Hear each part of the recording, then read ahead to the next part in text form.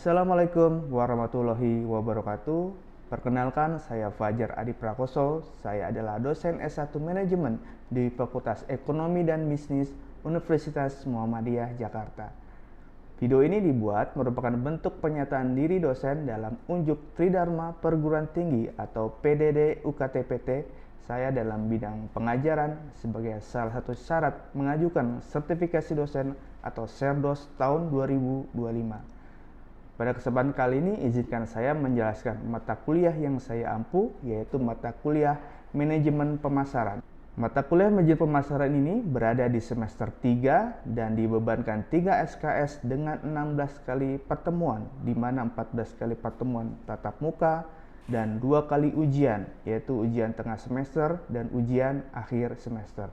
Berikut ini adalah deskripsi dari mata kuliah Manajemen Pemasaran yang saya ajarkan. Mata kuliah manajemen pemasaran ini membahas tentang identifikasi kebutuhan dan keinginan pelanggan, mendefinisikan, mengukur, dan menentukan target pembeli yang akan dilayani, serta menentukan produk atau jasa dalam memenuhi kebutuhan dan kepuasan pelanggan. Tujuan mata kuliah ini adalah agar mahasiswa memiliki pemahaman tentang teori atau konsep transaksi dagang, jual beli, dan pertukaran nilai. Capaian pembelajaran mata kuliah ini adalah mahasiswa mampu memahami dan menjabarkan konsep manajemen pemasaran dan perkembangan era pemasaran. Berikutnya, mampu menguasai konsep dan aplikasi mengenai pemasaran produk, strategi pemasaran, lingkungan pemasaran jasa, dan harga, serta kaitannya dengan kebutuhan pasar. Lalu mampu menguraikan komunikasi pemasaran yang efektif sesuai kebutuhan konsumen, dan mampu memahami serta menjelaskan bagaimana menciptakan, membangun, dan mengembangkan nilai, kepuasan, dan loyalitas pelanggan, serta memaksimalkan nilai pelanggan. Bobot penilaian yang saya tentukan pada mata kuliah ini adalah 20% absensi kehadiran, 20% tugas, 30% ujian tengah semester atau UTS, dan 30% ujian akhir semester. Dalam menjalankan mata kuliah ini akan disampaikan melalui luring atau tatap muka langsung dan daring online menggunakan Zoom Meeting. Dalam pembelajaran kami juga menggunakan metode asinkronus, di mana kami memanfaatkan sistem pembelajaran yang disediakan oleh universitas, yaitu SIAKAT dan Edlink yang kami gunakan untuk pemberian informasi, absensi, penilaian tugas, serta pembimbingan akademik maupun skripsi. Berikut video interaksi saya dengan mahasiswa pada mata kuliah Manajemen Pemasaran di pertemuan ke-14 dengan materi mengelola komunikasi pribadi. Baik, Assalamualaikum warahmatullahi wabarakatuh. Waalaikumsalam warahmatullahi wabarakatuh. Baik, teman-teman rekan-rekan mahasiswa semua, sebelum kita mulai sama-sama kita baca basmalah terlebih dahulu. Bismillahirrahmanirrahim. Baik, di hari ini kita sama-sama akan masuk ke materi tentang bagaimana kita memahami tentang komunikasi atau mengelola komunikasi pribadi, ya. Di dalam mata kuliah ini kita sama-sama akan mengetahui bagaimana sih komunikasi yang terjalin antara si konsumen dengan si produsen atau penjual, dan bagaimana interaksi yang terjadi di dalam suatu bentuk komunikasi dalam hubungan ya antara kedua belah pihak. Nah, kita ketahui terlebih dahulu bahwa komunikasi pribadi itu ada beberapa macam. Ada pertama pemasaran secara langsung, pemasaran interaktif, ada word of mouth, dan juga penjualan personal. Nah, yang perlu kita ketahui juga dalam pemasaran langsung itu apa aja sih? Nah, ada bermacam-macam, ada surat langsung, ada pemasaran katalog, ya, ada dalam marketing, TV interaktif, internet, situs web, dan mobil phone ya, atau mobil handle kalau kita menyebutnya. Dan pemasaran langsung itu adalah bentuk komunikasi ya langsung antara si konsumen dengan si penjual dengan menggunakan alat ya. Kalau sekarang mungkin kalau dari ketujuh item yang kita lihat di sini, kita melihat bahwa surat langsung atau email itu menjadi suatu hal yang sekarang sudah lazim digunakan dalam transaksi penjualan antara pembeli dengan penjual. Ya, kemudian ada pemasaran katalog dalam marketing, TV interaktif atau kita sekarang menyebutnya TV streaming ya. Dan juga bagaimana kita memahami saluran yang digunakan, yakni menggunakan internet ya, internet dan juga situs web dan juga mobil handler ya. Nah ini ada surat langsung tadi sudah dibahas ya, penggunaan email, bagaimana penggunaan bentuk-bentuk dari email tersebut. Kalau dulu kita menyebutnya menggunakan CD atau DVD ya, tapi sekarang sudah lebih canggih, maka bisa lebih fleksibel ya dalam menggunakan surat langsung atau email ini. Ya, tujuannya juga surat langsung dapat menghasilkan petunjuk dari calon pelanggan, memperkuat hubungan pelanggan, menginformasikan dan mendidik pelanggan, serta bagaimana melakukan penawaran dan memperkuat keputusan pembelian pelanggan. Nah, berikutnya kita belajar atau mengetahui tentang pemasaran katalog. Nah, ini pemasaran katalog kalian mungkin pernah lihat ya, kalau kalian ke Indomaret, Alfamart, itu kan ada ya katalog-katalog. Hari ini harganya berapa, diskonnya berapa, ya itu kan ada ya kayak semacam lebaran gitu, ya itu bentuk pemasaran katalog. Yang biasanya juga untuk kosmetik ya di situ, itu juga sering sekali pemasaran katalog ini dipakai. Kemudian telemarketing itu kayak melakukan telepon. Kalau kalian dihubungi orang yang tiba-tiba malam hari atau siang hari gitu kan, di telepon orang yang dikenal, itu kadang-kadang itu memberikan sepertinya kayak penawaran sehingga orang kadang-kadang kalau jengkel tadi ya, itu dia tidak angkat ya, karena biasanya itu telemarketing itu tugasnya melakukan promosi atau menjual barang menggunakan telepon ya, sehingga kadang-kadang ya sering kali kita anggap itu mengganggu ya, karena sering melakukan komunikasi baik telepon ya. Media lainnya juga di situ ada surat kabar, ada majalah, ada informasial, jadi informasi yang kayak semacam promosi gitu ya. Kemudian pemasaran interaktif. Nah, pemasaran interaktif sekarang ini adalah bagaimana kita mengetahui bahwa pemasaran yang memberikan peluang interaksi atau individualisasi yang lebih besar ya, menggunakan saluran elektronik di situ ya. Nah, itu bentuk komunikasi sekarang menggunakan sosial media ya. Ada Twitter, Facebook, kalau dulu namanya Twitter ya, sekarang X, kemudian ada Facebook, ada YouTube, ada Instagram, dulu ada Kaskus, ada Pinterest, dan mungkin sekarang udah gak banyak ya update dari sosial media kayak Kaskus dan Pinterest itu udah nggak ada. Mungkin sekarang lebih ke TikTok ya, atau media sosial kayak platform-platform ya, yang tujuannya memang untuk melakukan jual beli atau website. Kemudian kelebihan kekurangannya adalah itu ya, pemasaran interaktif. Keunggulannya ya pasti mengukur responnya bisa lebih cepat. Pemasaran dapat menempatkan iklan berdasarkan kata kunci atau keyword. Jadi kita cukup ketik A, B atau dua kata saja langsung buka semua kata ataupun kalimat yang kita mau cari di situ. Ya, jadi ada keyword tertentu. Ada yang tidak menghemat biaya dan menjangkau pasar lebih besar ya. Jadi biayanya lebih murah, lebih ya terjangkau ya. Kalau kita menggunakan pemasaran interaktif kayak tadi sosial media, kita nggak perlu datang ke tokonya, kita cukup check out ya, itu lebih mudah dan biayanya lebih murah. Nah, kelemahannya apa di situ? Kelemahannya konsumen dapat menyaring sebagian besar secara efektif. Jadi kalau kita intens ingin menghubungi konsumen, kadang-kala konsumen juga akan memfilter ya pesan kita. Nah, kadang-kala dia dapat melakukan penyaringan, kira-kira mana nih yang bisa dilakukan penyaringan yang bermanfaat bagi dia. Nah, itu kadang-kala menghambat kita untuk melakukan proses penjualan. Yang kedua, menentukan berapa yang bersedia mereka bayarkan. Nah, kadang-kala ini juga konsumen berhitung ya terhadap biaya yang mereka keluarkan berapa. Nah, kadang di situ sering sekali konsumen mulai membuat suatu keputusan lain yang merugikan penjualnya juga ya. Harusnya sudah beli tapi ternyata dia pindah ke penjual yang lain. Ketiga, pemasar menganggap iklannya lebih efektif dibandingkan yang seharusnya. Sehingga kadang-kadang itu ada ya semacam klik palsu di situ yang dihasilkan oleh situs web. Ya, jadi itu semacam bentuk dari rekayasa juga ya. Dari kelemahan ini ya data-data gitu ya, ada iklan-iklan yang nggak sewajarnya sehingga kadang-kadang dia menghambat ya penjualan dari konsumen. Kemudian penggunaan situs web juga ya, di situ juga bentuk iklannya bisa dilakukan di situ. Dan elemen-elemen dalam kunci situs web ya, ada konteks. Konteksnya itu kayak apa, isi dari formatnya, kontennya, isinya apa, komunitasnya.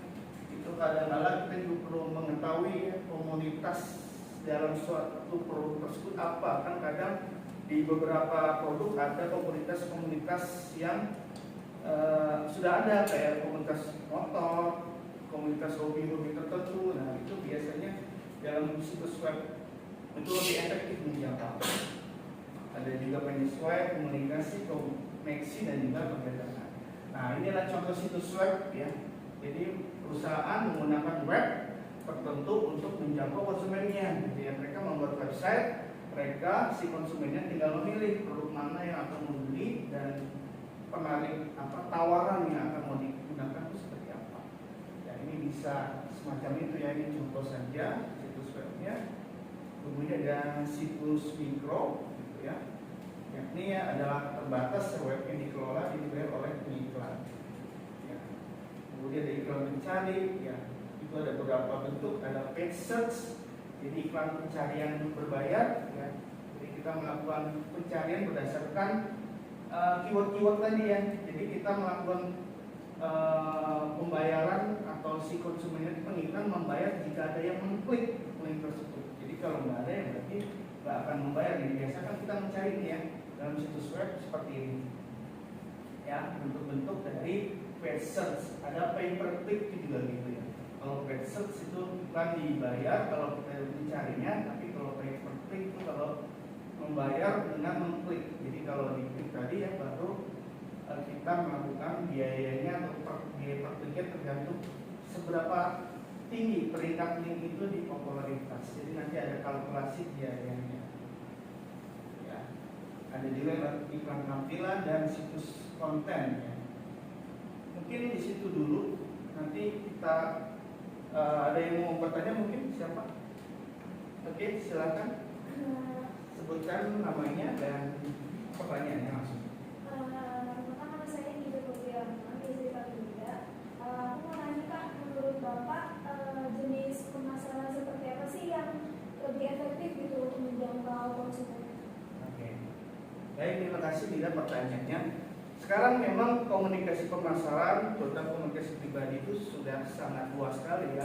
Nah, efektivitas itu dilihat dari sejauh mana konsumen menjangkaunya, terutama dalam menggunakan kayak sekarang kan kita menggunakan sosial media ya, aplikasi-aplikasi tersebut itu lebih efektif, terutama kalau kita membeli, misalnya ya kita sebagai penjual itu atau sebagai pembeli misalnya melakukan pembelian barang yang dikategorikan barang tersebut tuh mudah dijangkau, misalnya barang-barang yang dijual di e-commerce ya. Nah itu biasanya efektivitasnya di situ. Makanya sekarang kalau kita lihat jarang sekali barang itu dijual melalui iklan-iklan di TV. Maka orang kan sekarang udah jarang ya nonton TV. Mungkin beberapa orang aja masih nonton. Nah, rata-rata mereka menggunakan handphonenya untuk melakukan penjualan atau melakukan pembelian bagi si konsumennya. Jadi efektivitasnya sekarang lebih ke penggunaan digitalisasi ya, sosial media maupun perangkat aplikasi ya maupun web yang dibuat oleh perusahaan tersebut ya. Kan sekarang banyak sekali perusahaan yang menggunakan web ataupun akun-akun mereka di sosial media untuk menjual barangnya. Mungkin itu ya. Baik, ada lagi mungkin siapa yang bertanya? Oke. Perkenalkan, nama saya Zara Ramadhani. Saya mau nanya Pak, gimana sih caranya agar produk kita itu bisa viral dan banyak yang notice? Oke, baik. Ini pertanyaan menarik ya tentang viral. Memang kita sekarang melihat bahwa banyak sekali ya perusahaan ataupun penjual itu yang gimana caranya sih agar produk itu viral. Nah, viral itu kan tidak serta-merta begitu aja, perlu ada effort ya agar barang itu menjadi viral. Nah, bagaimana caranya agar barang itu menjadi viral? Nah, pertama yang perlu dilihat adalah selera dari konsumen itu apa. Selera dari sisi perbedaan ya. Kadang si A dengan si B, si pembeli A, pembeli B itu kadang punya selera masing-masing. Nah, ini kita buat suatu hal yang buat suatu menarik ya. sehingga selera mereka tuh dapat ditonjolkan atau dapat diterima ya dalam hal ini bagi si penjualnya, sehingga mereka dapat menyajikan produk maupun layanan yang baik. Nah kemudian kita lihat dari selain selera adalah tren ya. Tren sekarang itu seperti apa sih agar barang itu menjadi viral? Ya banyak kan produk-produk yang sekarang itu banyak di sosial media, cuman kadang-kala viral dan banyak orang yang menotis dan men-share ya. Kayak makanan-makanan, minuman gitu ya, menjadi viral. Atau kalau kita lihat banyak jajanan-jajanan ya di kaki lima, misalnya seblak taruhlah yang itu viral, atau makanan kemasan-kemasan yang cepat saji misalnya Indomie atau apa yang dengan tutorial berbagai macam produknya itu menyebabkan dia menjadi viral. Kadang men-share, memberikan dari makanan tersebut tuh menjadi unik dan orang interest ya, sehingga dinotis. Dan kalau istilahnya itu sekarang kita FYP ya, di TikTok, yang mungkin di Instagram juga, sehingga kadang-kadang orang tuh tertarik interest ya terhadap produk tersebut. Jadi kita lihat dari sudut pandang si konsumen itu seperti apa kebutuhannya, kemudian trennya apa, seleranya apa ya, sehingga kita dapat memberikan layanan yang baik ya. Dan kalau di dunia digital ya itu ada kayak hashtag kayak apa FYP gitu ya, biar barangnya itu orang tuh dapat tampil ya di sosial media mereka. Itu kadang-kala membuat barang itu menjadi dikenal orang dan meluas gitu. Mungkin itu aja. Oke, kita lanjut dulu ya sebelum mungkin nanti ada respon yang lain. Berikutnya kita lihat dari pemberian sponsor ya. Jadi pemberian sponsor itu adalah situs yang diarahkan untuk penawaran informasi ya atau jasa. Jadi seperti ini ya bentuknya. Jadi bisa dilihat di website. Kemudian aliansi afiliat, kalau kalian dengar ada affiliate marketing ya. Jadi dia menjual produk dari barang orang lain gitu ya. Kemudian dia dapat komisi. Nah itu affiliate. Jadi mereka menjual barang tersebut di sosial medianya gitu ya. Nah itu barangnya contohnya banyak ya. Terutama juga bila mereka bekerja sama dengan perusahaan yang lainnya gitu ya, sehingga mengiklankan. Jadi dia seperti ya seolah-olah dia menjual barangnya padahal dia membeli dari barang orang lain atau dari penjual yang lain. Kemudian komunitas online, saya rasa sudah paham ya bagaimana penggunaan komunitas online. Ini kumpulan orang-orang yang komunikasinya, percakapannya di dalam dunia maya ya. Kan ada chat, baik itu di Facebook kalau dulu ya, sekarang mungkin masih direct message ya, baik di Instagram maupun di TikTok dan berbagai platform lain. Kemudian pemasaran mobile juga ya, itu banyak sekali digunakan di PC, tab, handphone maupun di web ya. Nah yang tidak kalah penting juga adalah word of mouth. Word of mouth ini komunikasi yang dulu itu sangat efektif. Komunikasi dari mulut ke mulut. Jadi kalau saya puas, saya akan berbicara ke orang lain akan ngomong ke orang lain lagi. Jadi terus mereka saling membicarakan ya terhadap suatu barang atau produk. Kalau sekarang mungkin tidak word of mouth ya, artinya mereka menggunakan iPad-nya, handphonenya untuk share ya. Kalau barangnya bagus nih di share, barangnya menarik nih di share misalnya. Nah, jadi komunikasinya bukan mulut ke mulut, tapi lebih ke penggunaan media sosial ya, share, like atau mention dari sesuatu yang menarik bagi mereka. Kemudian pemasaran buzz dan viral. Nah, buzz marketing itu adalah teknik pemasaran yang suatu produknya untuk menghasilkan ya, suatu produk yang sifatnya tadi bisa kalau dulu word of mouth dari mulut ke mulut. Jadi sistemnya di situ contohnya sistem endorse ya, lewat Instagram atau artis ya, buzz. Jadi kayak bagaimana orang itu merasa bahwa saya itu pakai produk ini loh. Nah nanti mereka merekomendasikan ke yang lainnya menggunakan sosial media. Yang berikutnya adalah viral marketing. Ya, viral marketing adalah strategi dan proses penyebaran melalui jaringan internet ya. Nah ini viral ini yang tadi ditanyakan ya, bagaimana viral itu akan meluas, akan meningkat viralnya selama kita dapat memaintain produk kita. Kadang-kala produk kita itu FYP-nya itu cuma berapa menit, berapa hari atau berapa bulan gitu ya, nggak selamanya gitu. Nah itu gimana caranya agar viralnya itu tetap terjaga, maksudnya tetap dicari orang, tetap menjadi perhatian orang ya, sehingga mereka ya tetap menggunakan barang kita. Jadi viral itu sangat penting sebenarnya kalau kita dapat memaintain produk yang kita hasilkan. Ya, kemudian ada blog. Ya blog juga nih, kalau dulu ya mungkin sekarang udah jarang orang pakai blog. Jadi kayak kita buat diary atau tulisan gitu ya di internet. Nah itu kita pakai blog untuk melakukan komunikasi pemasaran ya, dari mulut ke mulut atau dari sosial media ya kalau sekarang. Kemudian mengukur efektivitas word of mouth, yaitu ada macam-macam ya. Di situ ada menggunakan kampanye, bagaimana kecepatan kampanyenya, ya skalanya seperti apa. Oh ternyata di kampus saja misalnya. Ternyata kita melakukannya di sosial media, kita membuka aplikasi tertentu misalnya. Jadi kita mengetahui ya, efektivitasnya itu seperti apa. Sampai di situ ada pangsa pasar suara di ruang tersebut ya. Kira-kira respon di tempat tersebut tuh kayak gimana? Ya sampai dari kecepatannya, relevansi ya. Relevan nggak produknya kalau kita jual di kampus misalnya? Kita mau jualan mobil Hyundai misalnya, tapi kita jualannya di kampus misalnya. Nah itu relevan nggak? Ya. Kita melihat dari target pasar juga. Relevansinya, kemudian kemampuan berperan pesan, dan bagaimana seberapa jauh ya pesan itu bergerak dari sumbernya ya. Oke, kemudian yang berikutnya pemasaran hubungan. Nah ini adalah pemasaran yang sangat-sangat penting kita perlu perhatikan ya, karena kita hubungannya langsung ke pelanggan. Pelanggan itu kan orang yang atau konsumen yang perlu kita jaga. Kalau barang kita sudah ataupun mengalami penurunan, yang kita harapkan itu adalah pelanggan. Ya kalau pelanggan itu kan belinya dia udah lama ya, kita di namanya pelanggan kan dia beli berulang-ulang.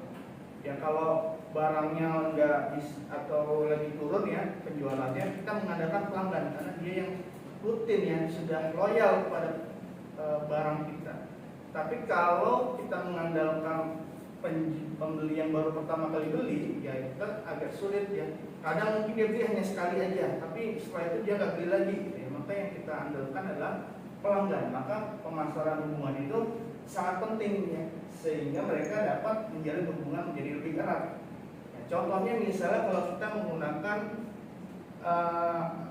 kayak kita menggunakan taksi Bluebird misalnya, itu kan mungkin dari sisi biaya lebih mahal ya ketimbang GrabCar atau GoCar ya. Tapi ada orang yang menggunakan itu, artinya dia udah punya pelanggannya sendiri gitu, meskipun harganya biayanya lebih mahal.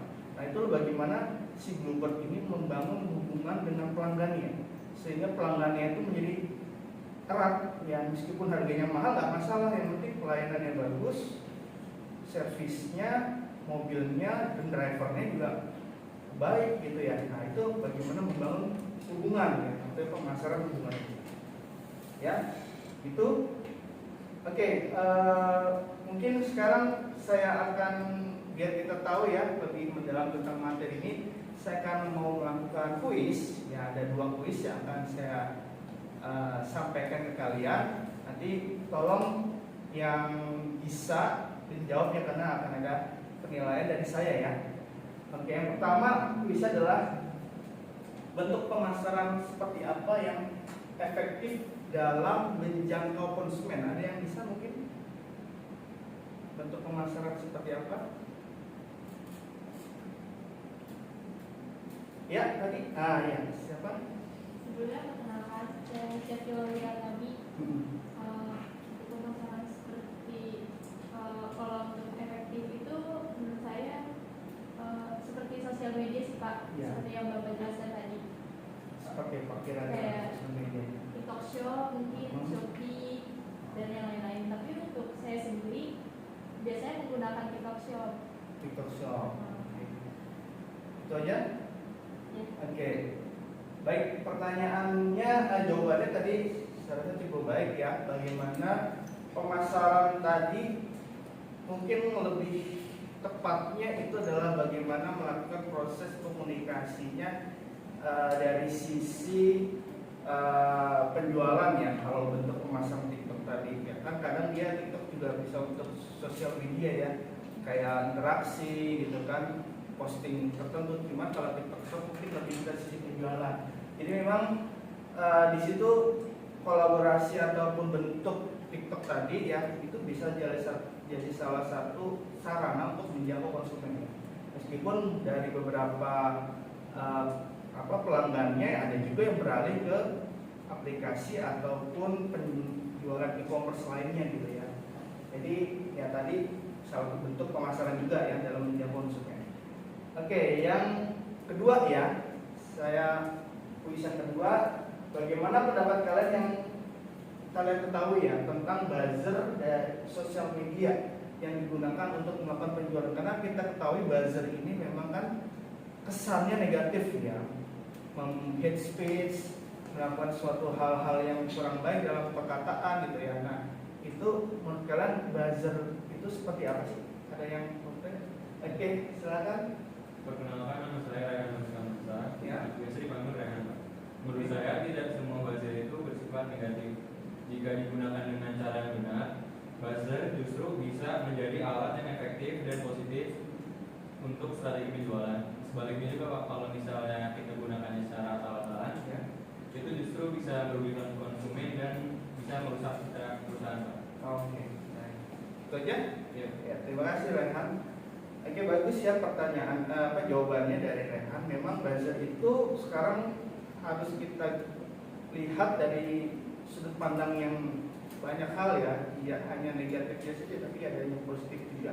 Jadi kita bagaimana selaku penjual dari sisi pemasaran atau selaku konsumen itu harus dapat melihat buzzer itu penggunaannya ya. Kalau yang positif ya pasti hasilnya juga positif. Kita tinggal bagaimana memanfaatkan buzzer itu secara maksimal dan dapat memfilter ya, lebih penting ya, sehingga buzzer itu nggak merusak ya, kayak tadi membuat hate speech, omongan kasar misalnya, menghasut gitu ya. Nah itu juga sangat bagus ya, bagaimana kita memfilter, dan jawabannya juga sangat menjawab dan relevan ya dari kuis tadi. Baik, itu mungkin ya kuis dan juga tadi ada sesi tanya jawab. Saya rasa materi tentang komunikasi pribadi saya harap semuanya sudah paham ya. Baik, mungkin itu aja untuk perkuliahan kita kali ini ya. Terima kasih atas peran serta keaktifan kalian dan interaksinya dalam perkuliahan kita hari ini. Akhir kata, kita sama-sama akhiri perkuliahan ini dengan membaca hamdalah. Alhamdulillahirrahmanirrahim. Wabillahi taufiq wal hidayah. Wassalamualaikum warahmatullahi wabarakatuh. Waalaikumsalam warahmatullahi wabarakatuh. Demikian penyampaian pernyataan diri dosen dalam unjuk kerja Tridharma Perguruan Tinggi atau PDD UKTPT saya dalam bidang pengajaran. Terima kasih saya ucapkan kepada pimpinan Universitas Muhammadiyah Jakarta, Dekan Fakultas Ekonomi dan Bisnis beserta jajaran, dan Ketua Program Studi S1 Manajemen, serta para pihak termasuk mahasiswa dan mahasiswi di Fakultas Ekonomi dan Bisnis Universitas Muhammadiyah Jakarta yang telah menjadi bagian dari perjalanan saya sebagai seorang dosen. Terima kasih atas dukungan dan kesempatan yang diberikan kepada saya. Wassalamualaikum warahmatullahi wabarakatuh.